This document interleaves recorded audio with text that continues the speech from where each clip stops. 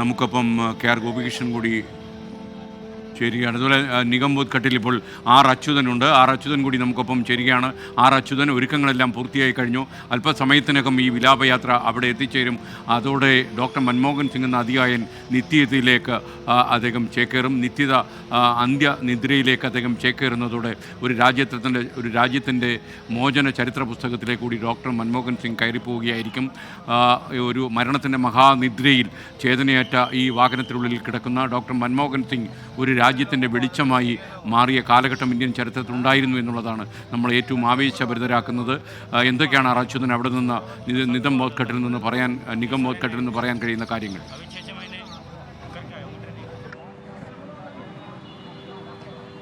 SKN സൂചിപ്പിച്ചതുപോലെ തന്നെ doctor Manmohan സിംഗിനെ അങ്ങനെ തന്നെയായിരിക്കും കാലം അടയാളപ്പെടുത്തുക. ലാളിത്യം കൊണ്ട് അദ്ദേഹത്തിൻ്റെ ജീവിതശൈലികൾ ഒരു പക്ഷേ എല്ലാവർക്കും മാതൃകയാക്കാൻ കഴിയുന്നതായിരുന്നു. ഇപ്പോൾ നിഗംബോധ് ഘാട്ട് അതിനുവേണ്ടി, അതായത് അദ്ദേഹത്തിൻ്റെ ഭൗതിക ശരീരം സ്വീകരിക്കുന്നതിന് വേണ്ടി തയ്യാറെടുത്തിരിക്കുന്നു.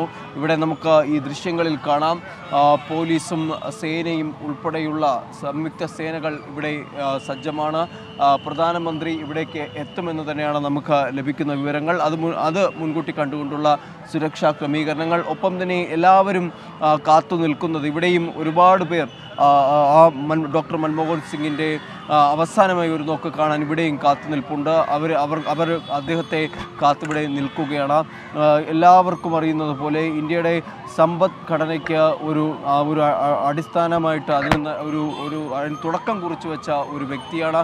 മാത്രമല്ല അദ്ദേഹത്തിൻ്റെ ജീവിതത്തിൽ പല സംഭവങ്ങൾ ആശ്ചര്യത്തോടെ നോക്കി നിൽക്കേണ്ടി, അതായത് ഓർമ്മകൾ പലരും പങ്കുവയ്ക്കുമ്പോൾ ആശ്ചര്യത്തോടു കൂടിയാണ് നമുക്കത് കേട്ടു നിൽക്കാൻ കഴിയുക. കാരണം ഇവിടുത്തെ DTC ബസ്സുകളിൽ സഞ്ചരിച്ച ബ്യൂറോക്രാറ്റുകളിൽ ചുരുക്കം ചില ആളുകളിൽ ഒരാളായിരുന്നു ഡോക്ടർ മൻമോഹൻ സിംഗ്. അദ്ദേഹത്തിൻ്റെ ഔദ്യോഗിക വാഹനം കുടുംബാംഗങ്ങൾക്ക് പോലും അദ്ദേഹം ഉപയോഗിക്കാൻ കൂടി നൽകിയിരുന്നില്ല. അങ്ങനെ ചില കാര്യങ്ങളിൽ അദ്ദേഹം അതായത് മറ്റുള്ളവർക്ക് മാതൃകയാകുന്ന തരത്തിലായിരുന്നു. ഒരു സ്യൂട്ടണിഞ്ഞ് അദ്ദേഹം ഓഫീസിലേക്ക് വന്ന സമയങ്ങൾ, അങ്ങനെയുള്ള നിരവധി കാര്യങ്ങൾ അദ്ദേഹത്തിൻ്റെ ജീവിതവുമായി നമ്മൾ ചേർത്ത് വായിക്കുമ്പോൾ ഒരുപാട് കാര്യങ്ങൾ അദ്ദേഹം നമുക്ക് പാഠമാക്കാൻ കഴിയുന്ന ഒരു വ്യക്തി കൂടിയായിരുന്നു മൻമോഹൻ സിംഗ്. അങ്ങനെ ആ മൻമോഹൻ സിംഗ് ആണ് വ്യാഴാഴ്ച രാത്രി ഈ രാജ്യത്തോട് വിടവാങ്ങിയത്. അദ്ദേഹത്തിൻ്റെ ഭൗതിക ശരീരം വഹിച്ചുകൊണ്ടുള്ള വിലാപയാത്ര ACC ആസ്ഥാനത്ത് നിന്ന് പുറപ്പെട്ടിട്ടുണ്ട്. അത് അല്പസമയത്തിനകം ഇവിടേക്ക് എത്തുമെന്നാണ് മനസ്സിലാക്കുന്നത്.